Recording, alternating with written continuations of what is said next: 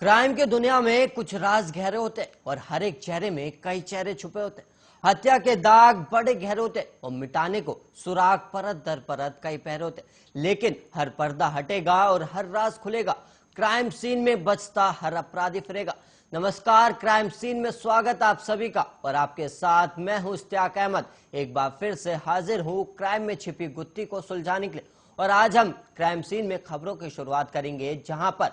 तंत्र मंत्र के चक्कर में एक व्यक्ति ने 3 साल के मासूम की जान ले ली। जी हां,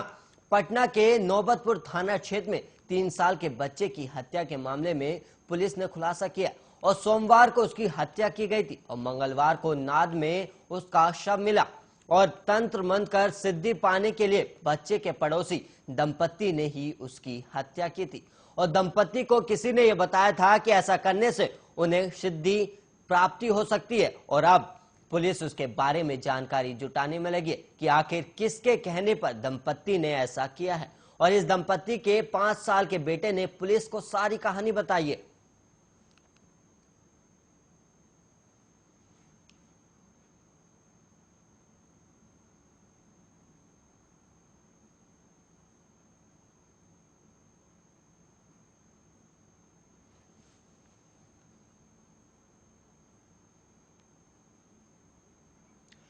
चौक थाना क्षेत्र के पटना स्टेशन के पास गुरुवार की शाम एक व्यक्ति को गोली मारकर हत्या कर दी गई और घटना शाम 7:30 बजे के आसपास की बताई जा रही है। और घटना की सूचना मिलने के बाद चौक थाने की पुलिस मौके पर पहुंची और युवक को नालंदा मेडिकल कॉलेज अस्पताल ले गए, जहां डॉक्टरों ने उसे मृत घोषित कर दिया। और जिसकी यह घटना है वहां सब्जी बाजार है और घटनास्थल के सामने ही जीआरपी बैरक है। और इस भीड़ भाड़ वाली जगह पर अपराधी घटना को अंजाम देकर आसानी से चलते बने। और घटना की सूचना पर पहुंचे पटना सिटी एसडीपीओ अमित शरण ने बताया कि मरने वाले युवक के पॉकेट से राइफल की 3 गोलियां मिली हैं और युवक को 2 गोली मारी गई, जिससे उसकी मौत हो गई। और मृतक का नाम किशन उर्फ बरकू है और आलमगंज के तुलसी मंडी का रहने वाला बताया गया। और पुलिस पूरे मामले की जांच में जुटी हुई है। पटना सिटी में लगातार बढ़ते अपराध से स्थानीय लोगों में दहशत का माहौल है और चौक थाना क्षेत्र और माल सलामी थाना क्षेत्र दोनों सटे हुए हैं और दोनों थाने को मिलाकर 14 दिनों के अंदर 3 हत्या हो चुकी है। और 1 दिसंबर को व्यवसायी को गोली मारकर 5 लाख रुपए की लूट की गई थी। और वहीं 27 नवंबर को चौक थाना क्षेत्र के रहने वाले एक युवक रविंदर की घर में घुसकर हत्या कर दी गई थी। और 28 नवंबर को माल सलामी थाना क्षेत्र में गोलू नाम के एक युवक की चाकू से गोदकर हत्या की गई थी। हालांकि पुलिस इस घटनाओं को अपराधियों के गिरफ्तार भी कर चुकी है।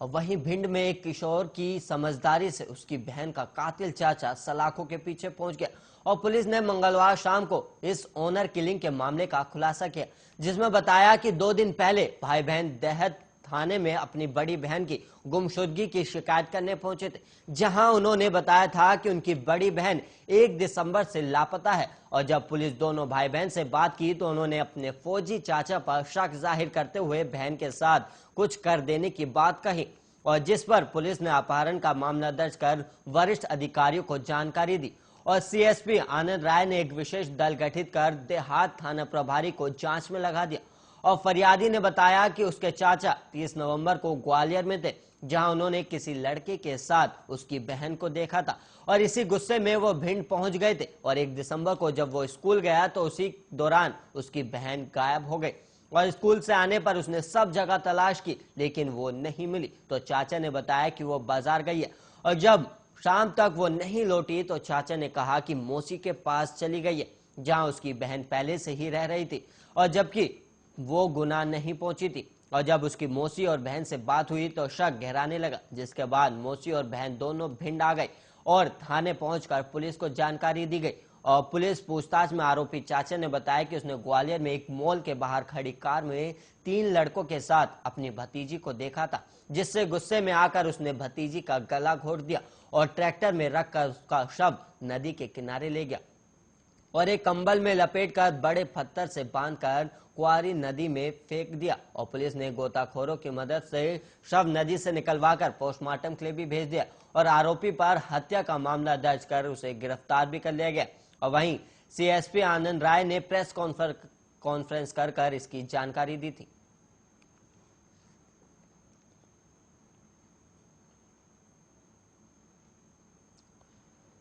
और वहीं बिहार में कोरोना जांच और वैक्सीनेशन में फर्जीवाड़ा थम नहीं रहा है और ताजा मामला गया जिले के टेकारी का है, जहां यूपी के सीएम योगी आदित्यनाथ, झारखंड के सीएम हेमंत सोरेन और बिहार की पूर्व सीएम राबड़ी देवी को वैक्सीन का पहला डोज दिया गया। और डॉक्यूमेंट में प्रदेश के स्वास्थ्य मंत्री मंगल पांडे का भी नाम है और जिन्हें पहला डोज यहां दिया गया। और वैक्सीनेशन में फर्जीवाड़ा का मामला सामने आते ही स्वास्थ्य विभाग ने आनन फानन में एक फोन नंबर भी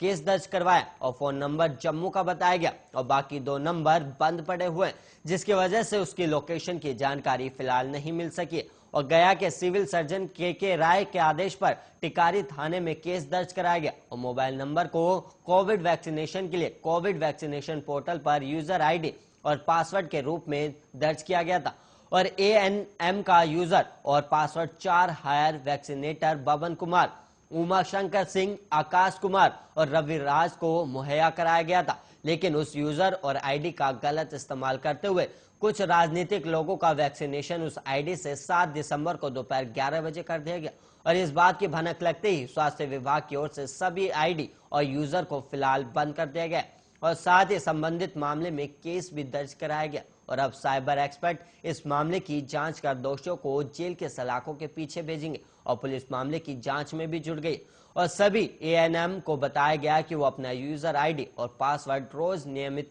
तौर पर बदले ताकि कोई गलत व्यक्ति हमारे जिले को बदनाम न कर सके। और इससे पहले बिहार के अरवल जिले में कोरोना जांच में फर्जीवाड़ा का मामला सामने आया था और अरवल के करपी में पीएम मोदी, अमित शाह समेत कई बॉलीवुड हस्तियों का भी कोरोना जांच कराया गया था।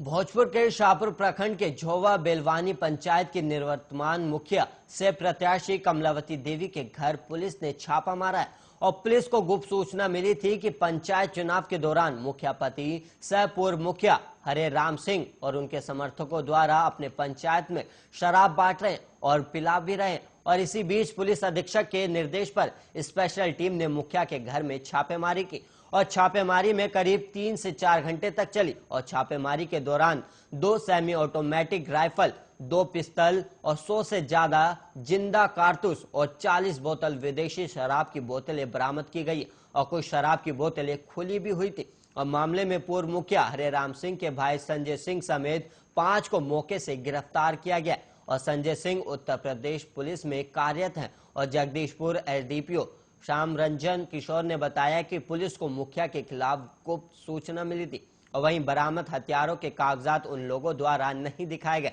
आखिर इतने हथियार और गोलियां किस लिए रखी गई थी, इसकी जांच की जा रही है। और वहीं आपको बता दें कि इलाके में पंचायत चुनाव के 11वें चरण अंतर्गत 12 दिसंबर को वोटिंग होने वाली है।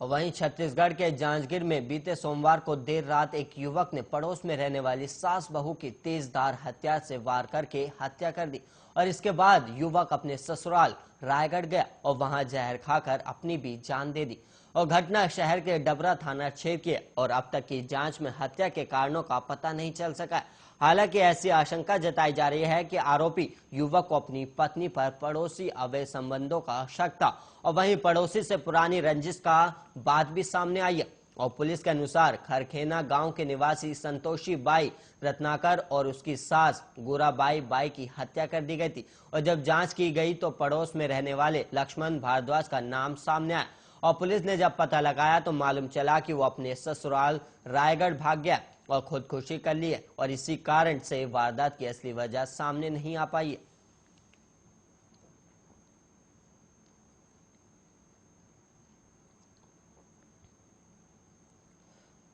मणिपुर में स्थानीय पुलिस और असम राइफल्स की टीम ने एक संयुक्त अभियान चलाकर 500 करोड़ रुपए से ज्यादा का नशीला पदार्थ बरामद किया और इस बड़ी खेप की बरामदगी से को नशे के कारोबारियों के लिए बड़ा झटका माना जा रहा है। और जानकारी के मुताबिक एक गुप्त सूचना ने मणिपुर पुलिस और असम राइफल्स के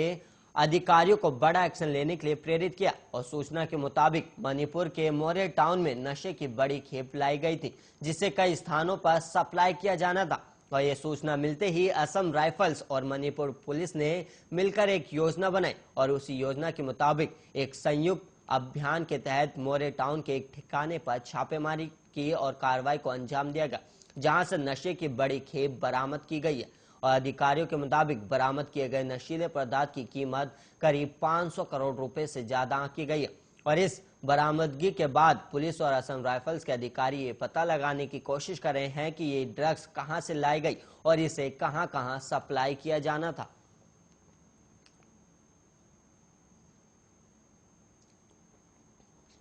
और वहीं बिहार में जहरीली शराब पीने से हुई मौतों के बाद मुख्यमंत्री नीतीश कुमार की सरकार बिहार के अंदर काफी सख्त बरत रही है और शराब तस्करों और राज्य के अंदर इसे बनाने और बेचने वालों के खिलाफ कार्रवाई करने की पुलिस को खुली छूट दे रखी है। और इस हर दिन बिहार की राजधानी से लेकर राज्य के तमाम जिलों में छापेमारी और गिरफ्तारी की कार्रवाई भी हो रही है। और इसके बावजूद शराब तस्करों के हौसले बुलंद है। और इसका सबसे बड़ा उदाहरण मंगलवार को पटना में देखने को मिला है, जब ब्रांडेड कंपनी की कार्टून से भरी हुई शराब की बड़ी खेप मिली है और ट्रक पर लोड शराब की खेप को पत्रकार नगर थाने की पुलिस ने बरामद किया है। और बिहार पुलिस के मद निषेध प्रभाग को शराब की बड़ी खेप पटना पहुंचने की सूचना मिली थी और इसके बाद से भी प्रभाग की टीम इनपुट जुटा रही थी। और जब प्रभाग की टीम को पता चला कि शराब के कार्टून से भरी खेप नेशनल हाईवे 30 पर 90 फीट इलाके के पास देखी गई है, तो उसके बाद पत्रकार नगर थाना पुलिस को कार्रवाई के निर्देश दिए गए और थानेदार मनोरंजन भारती ने अपनी टीम के साथ लोकेशन पर ट्रक को खंगालना शुरू किया और ट्रक के अंदर देखा तो होश उड़ गए। तस्करों ने एलईडी टीवी के कार्टून से शराब के कार्टन को कवर करके रखा गया था। और इस मामले में कार्रवाई पूरी होने के बाद थानेदार मनोरंजन भारती ने बताया कि ट्रक को ओवरटेक करके पकड़ा गया और इस ट्रक से कुल 525 कार्टून शराब मिली है। और ट्रक ड्राइवर और सिमरनजीत सिंह पंजाब के पटियाला जिले के दनीपुर का, तो उसके साथ रह रहे फतेहगढ़ साहिब जिले के छरेली कला के रहने वाले हरदीप सिंह को गिरफ्तार भी किया गया। और शराब कहां से लाई जा रही थी और इसे कहां पहुंचाना था और इस पर भी अभी जांच चल रही है।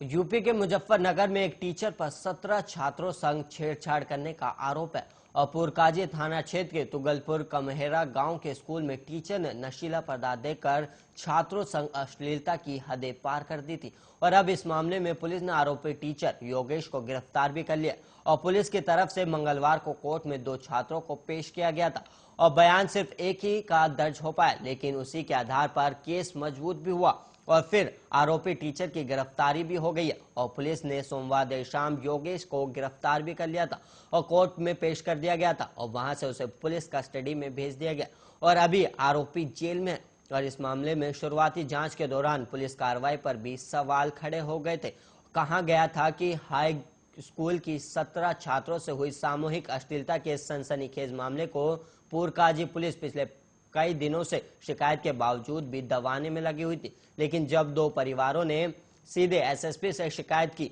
तब जाकर पुलिस पर एक्शन लेने का दबाव बना और केस की जांच आगे बढ़ सकी। और इस मामले में पुरकाजी इंस्पेक्टर विनोद कुमार को लापरवाही बरतने पर लाइन हाजिर भी कर दिया गया था।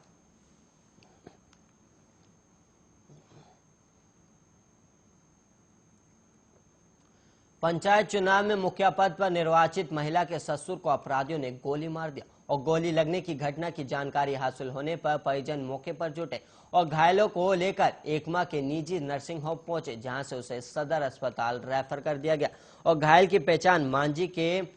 नरवारपुर निवासी मथुरा यादव के रूप में हुई है। वहीं दूसरी तरफ भाग रहे अपराधियों ने मांझी थाना क्षेत्र के धनी छपरा गांव निवासी प्रकाश सिंह को भी अपनी गोली का निशाना बनाया, जिसे सदर अस्पताल लाया गया और वहां से दोनों घायलों को पटना रेफर कर दिया गया था। और घटना मांझी थाना क्षेत्र की है, जहां मुबारकपुर पंचायत की नव निर्वाचित मुखिया आरती देवी के ससुर मथुरा यादव नरवनपुर पुल के समीप स्थित मुर्गी पालन केंद्र में सो रहे थे और वहां बाइक सवार अपराधियों ने उन्हें अपनी गोली का शिकार बनाया और वहां से फरार हो गए। और पुलिस अपराधियों के बीच हुई भिड़ंत आधिकारिक पुष्टि नहीं की गई है। और वहीं मिली जानकारी के मुताबिक मांझी थाना की पुलिस ने भाग रहे अपराधियों का पीछा करना प्रारंभ किया और इसकी सूचना वायरलेस से जिला मुख्यालय को भी दी गई थी, जिसके बाद रिविलगंज थाना पुलिस और एसआईटी ने अपराधियों की घेराबंदी की, जिसके बाद रिविलगंज थाना क्षेत्र के गोंडा के समीप अपराधियों और पुलिस टीम में भिड़ंत भी हुई थी, लेकिन कुहासे का फायदा उठाते हुए अपराधी फरार होने में सफल तो हो गए। हालांकि सूचना मिल रही है कि गोलीकांड में शामिल भाग रहे अपराधियों में से एक अपराधी को पुलिस ने दबोचने में सफलता हासिल की है। हालांकि पुलिस अभी इस मामले में बोलने से कतरा रही।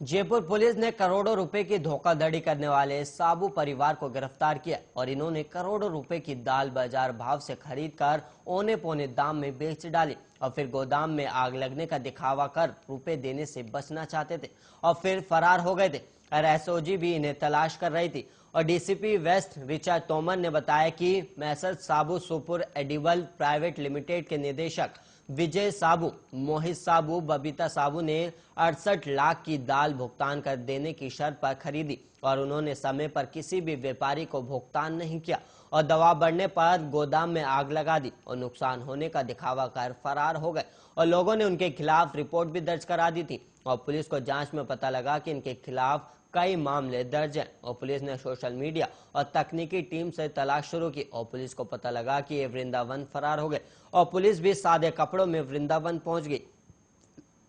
वहां पर एक फ्लैट से विजय साबू, बबीता साबू और मोहित साबू को पकड़ लिया गया और पूछताछ में विजय साबू ने बताया कि दाल खरीदने के बाद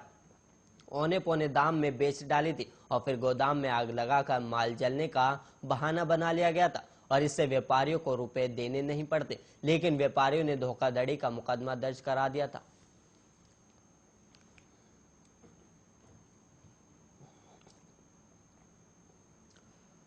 अलवर के एक सरकारी स्कूल के प्रिंसिपल समेत 9 टीचर के खिलाफ गैंगरेप और छेड़खानी का मामला सामने आया और इन छात्रों ने गैंगरेप और छेड़खानी के 3 मामले दर्ज करवाए और बुधवार सुबह सीबीईओ सरिता यादव जांच करने पहुंची और उन्होंने बताया कि इसकी रिपोर्ट बनाकर अधिकारियों को भेजी जाएगी।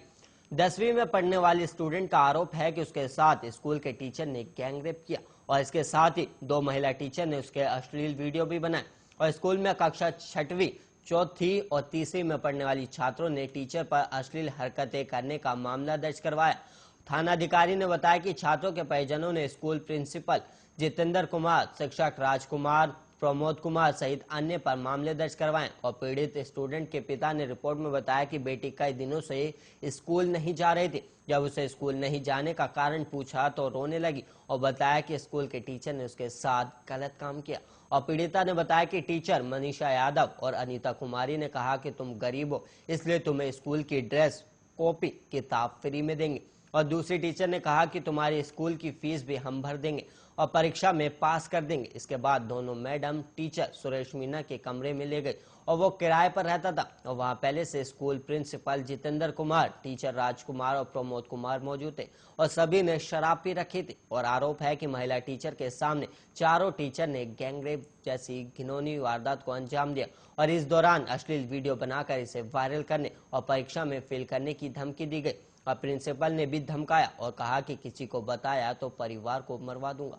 और उसका भाई भी मंत्री है। स्टूडेंट की रिपोर्ट पर पुलिस ने सभी टीचर के खिलाफ पॉक्सो में मामला दर्ज कर जांच शुरू कर दी।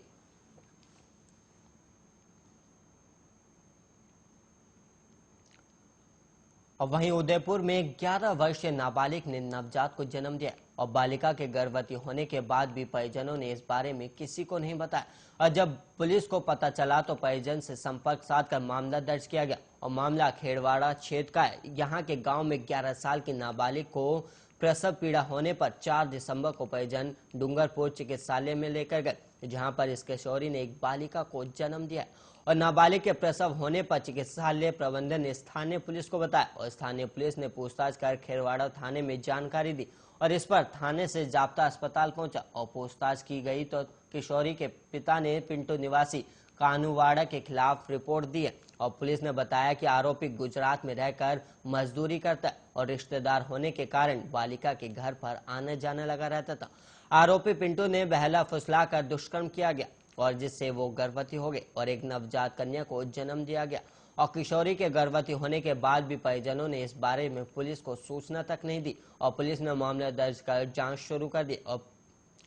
प्रकरण की जांच डिप्टी विक्रम सिंह कर रहे हैं और पुलिस के अनुसार 2 तथ्य निकलकर सामने भी आ रहे। आरोपी द्वारा पीड़िता से दुष्कर्म किया गया हो सकता है जिससे पीड़िता गर्भवती हो गई या फिर प्रेम संबंध के चलते किशोरी गर्भवती हो गई।